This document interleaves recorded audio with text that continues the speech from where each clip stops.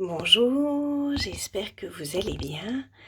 Et aujourd'hui, alors j'ai choisi d'aborder avec vous une notion particulière qui est la notion de cycle, ou plus exactement de cycle de contact, ou cycle du contact, cycle de contact-retrait, qui est une notion en fait chère à la Gestalt thérapie, mais qui en réalité est une notion beaucoup plus générale à mon sens que juste en Gestalt. Alors c'est quoi cette idée du cycle, hein? On parle du cycle de la vie pour ceux qui aiment Le Roi Lion, le dessin animé et le film. Il y a tout cela dans le film, hein. La première chanson, c'est la chanson autour du cycle de la vie. Et alors c'est quoi cette histoire et de quoi on parle quand on parle de cycle contact-retrait en Gestalt? En fait, si on s'intéresse à n'importe quelle expérience vécue, on va se rendre compte que nous vivons selon des cycles. Alors je vais vous donner plusieurs exemples. Par exemple, le fait que nous arrivons au monde, nous vivons dans le monde et puis nous allons en sortir. C'est le cycle de la vie, justement, de l'existence. Mais de la même manière que dans ce cycle, il y a ce qu'on appelle, nous en Gestalt, un pré-contact, un aller vers, un plein contact, une assimilation et un retrait. On pourrait se dire, par exemple, dans le pré-contact, eh bien, je mangerais bien quelque chose. Tiens, j'ai faim, qu'est-ce que je pourrais manger? Aller vers, tiens, je mangerais bien une pomme. J'ai envie d'une pomme, c'est juteux, ça va m'apporter du sucre, etc. Donc dans mon aller vers, je vais aller vers la pomme. Et puis dans le plein contact, en fait, je vais croquer dans la pomme. Donc c'est un acte légèrement agressif pour la pomme. Et nous parlons souvent de saine agressivité.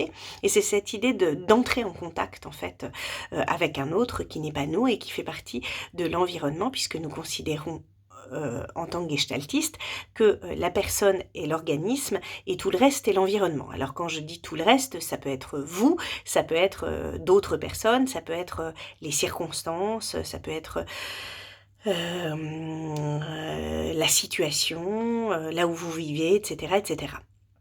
Et puis, une fois qu'il y a eu ce plein contact, eh ben, il y a ce qu'on appelle l'assimilation. Donc, est-ce qu'on va manger toute la pomme ou pas? On va rejeter les pépins, par exemple.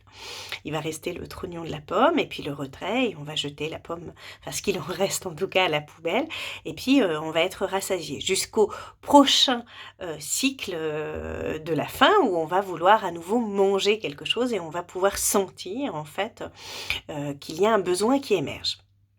Je vous donne un autre exemple. Moi qui viens aussi du cinéma, des histoires, puisque je suis comédienne, auteure, comme vous le savez, eh bien, si on prend un personnage dans une histoire, eh bien, il est dans son monde ordinaire. À ce moment-là, il sent pas très bien ce qu'il veut, mais il y a quand même des besoins qui émergent à l'intérieur de lui, qui sont ses failles, en fait, hein, ses problématiques. Et puis, il y a l'incident déclencheur qui va arriver, et là, va y avoir un aller-vers, c'est-à-dire qu'il va avoir besoin d'aller vers quelque chose, il va avoir un but, une quête. Ensuite, il y a tout un tas d'obstacles et c'est le moment des conflits et aussi des contacts avec des alliés, des antagonistes. Et puis ensuite, il va y avoir, le moment donc fort de l'histoire, puis le climax, donc le moment le plus puissant de l'histoire et puis, l'assimilation de l'histoire. En fait, il va y avoir des révélations qui vont être faites au personnage. Il va avoir appris des choses sur lui et puis le retrait. C'est-à-dire la conclusion de l'histoire et il va pouvoir, aller faire, sa vie en dehors de l'histoire, en dehors du livre ou en dehors du film, par exemple. De la même manière que vous et moi, eh bien, quand, vous, choisissez de lire un roman ou de voir un film, eh ben, il va y avoir, tiens, qu'est-ce que j'ai envie de voir? Une comédie, un long métrage, un drame, un film d'aventure, donc va y avoir le moment de l'aller vers. Tiens, j'ai choisi, j'ai envie de voir un film d'aventure, par exemple et puis vous regardez le film, c'est le moment du plein contact où vous êtes avec le film et puis après vous savez que le film va se terminer, puis vous allez partir, etc. J'ai déjà un petit peu évoqué cette notion de cycle au début où j'ai commencé à faire les vidéos. Le truc, c'est que ces cycles-là, on les vit tout le temps dans la vie. Alors la notion de pré-contact, aller vers, plein contact, assimilation, post-contact et retrait, on peut évidemment les retrouver lorsqu'on parle de contact physique et de relations sexuelles. On voit bien comment dans la relation sexuelle, eh bien, il y a pré-contact, aller vers, plein contact, assimilation et retrait. Pourquoi est-ce que je vous parle de ça? Parce que, eh bien, ce cycle, on le retrouve partout et on le retrouve notamment dans les relations. Et alors, ce qu'il y a d'intéressant, c'est que nous vivons en fait des cycles en permanence.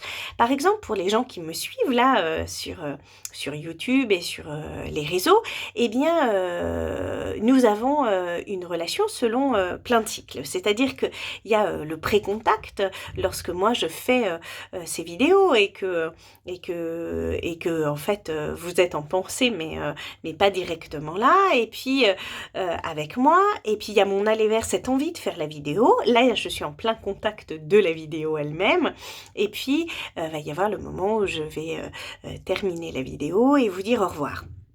Ça, c'est moi qui vis ce cycle-là. Mais vous, vous allez vivre le cycle aussi en regardant, par exemple, cette vidéo. Et vous allez vivre un cycle à un autre moment donné.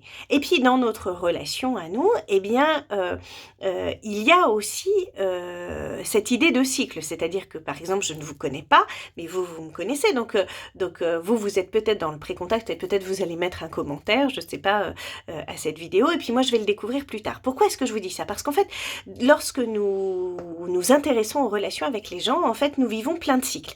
Des cycles qui sont courts, comme le temps d'une vidéo par exemple, et puis des cycles plus longs. Si vous suivez les vidéos de manière régulière, eh bien vous avez une relation, en tout cas vous vivez un cycle à mon contact, j'ai envie de dire, plus long, c'est-à-dire, eh bien il y a eu une première vidéo que vous avez vue, puis une deuxième, puis une troisième, etc. Et donc, pour vous donner un exemple, avec les gens autour de vous, vous vivez des cycles qui sont courts, qui sont des temps d'une heure ou d'une rencontre. Dans une amitié, par exemple, vous allez boire un verre avec quelqu'un, et ben vous vivez un petit cycle. Mais la relation elle-même, elle est plus longue, elle se vit sur un long cycle. Alors pourquoi est-ce que je vous raconte tout ça? Parce que je voulais arriver à la notion de résistance ou de mécanisme de défense. En fait, les cycles, c'est si tout se passe bien, voilà comment ça se passe. En fait, vous avez un cycle avec un pré-contact, un aller vers, un plein contact, une assimilation et un retrait. Seulement, vous et moi, nous avons tous vécu dans notre existence en fait des ruptures de contact, c'est-à-dire des moments en fait où le cycle s'est arrêté de manière abrupte et violente. Et au moment où ce cycle s'est arrêté de manière abrupte, si c'est arrivé qu'une seule fois, c'est pas grave. Mais si c'est arrivé plusieurs fois et que tout cela en fait s'est répercuté d'une certaine manière, eh bien vous avez d'une certaine façon créé des résistances qui font que vous allez par exemple rétrofléchir, c'est-à-dire que vous allez ne pas aller au plein contact. Ou bien, vous allez éviter le contact en utilisant l'humour, enfin ce genre de choses. Et donc, tout cela... alors c'est très intéressant en fait ce qui est en train de se passer, je ne sais pas si vous vous rendez compte, mais il y a du bruit autour de moi et je peux sentir en fait que le moment de contact que je suis en train d'essayer de créer avec vous, il est perturbé par l'environnement. Vous voyez bien comme nous sommes à la fois des organismes au contact de l'environnement et que ça ne se passe pas toujours comme on le souhaiterait. Et je trouve que ça c'est particulièrement intéressant. En Gestalt thérapie, c'est ce qu'on appelle être dans le champ en fait. Un petit peu comme si nous étions dans le champ de la caméra. Ce qui est dans le champ, c'est tout ce qui se passe ici et maintenant, dans l'expérience que nous faisons les uns avec les autres. Or, ce qui se joue dans le champ, en fait, va avoir un impact sur le cycle et va avoir un impact sur la façon dont nous allons vivre les cycles. Et tout le travail, par exemple, de Gestalt thérapie, ça va être de relancer les cycles et de leur donner, en fait, la possibilité de créer du mouvement.